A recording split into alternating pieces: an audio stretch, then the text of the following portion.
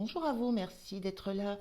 Moi, je suis ravie de vous accueillir pour ce nouveau message d'Osho, pour cette énergie du jour. Donc, je vais faire comme les autres jours de cette semaine. Je vais prendre une carte du tarot de la transformation d'Osho. Et puis, je vous lis le texte lié à cette carte.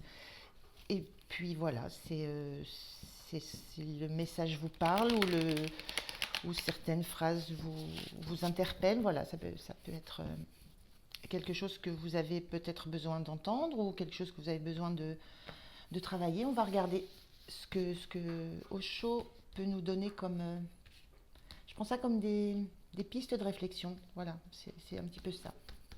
Allez, on va prendre celle-ci. Alors, de quoi veut nous parler Osho? Le 30, ce qui ne meurt jamais.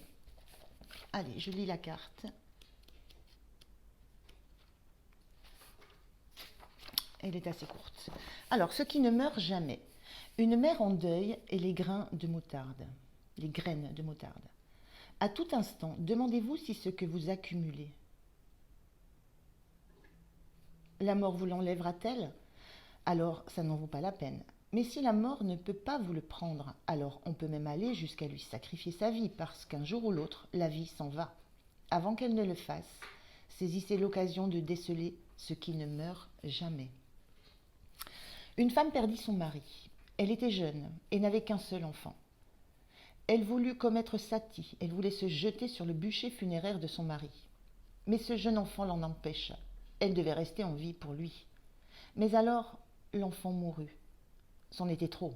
Elle perdit presque la raison, demandant aux gens: existe-t-il un médecin qui puisse redonner la vie à mon enfant? Il était ma seule raison de vivre. Maintenant, tout n'est plus que ténèbres.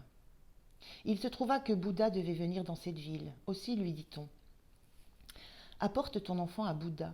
Dis-lui que tu ne vivais que pour cet enfant, que l'enfant est mort et demande-lui: tu es un si grand éveillé, ramène-le à la vie. Aie pitié de moi. Elle alla donc voir Bouddha. Elle déposa le corps de son enfant aux pieds de Bouddha et lui dit: rappelle-le à la vie. Tu connais tous les secrets de la vie. Tu es parvenu au sommet ultime de la vie. Ne peux-tu faire un petit miracle pour une pauvre femme?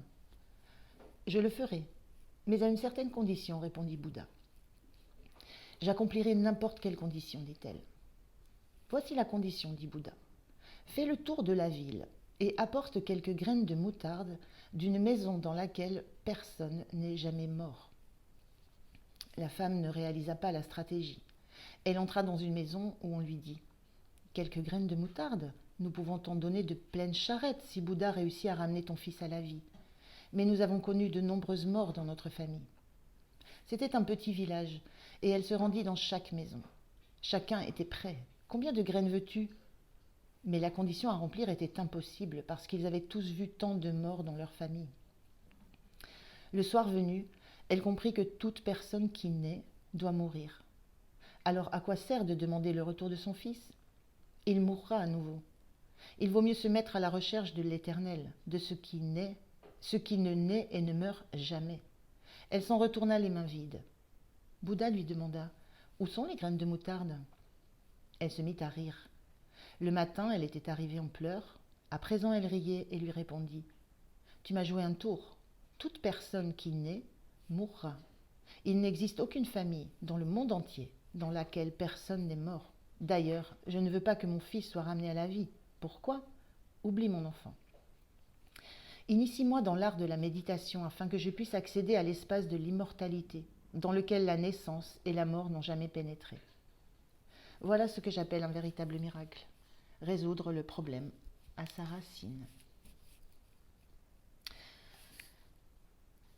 Voilà pour vous. Je vous souhaite une belle journée. Prenez bien soin de vous et je vous dis à demain. Au revoir.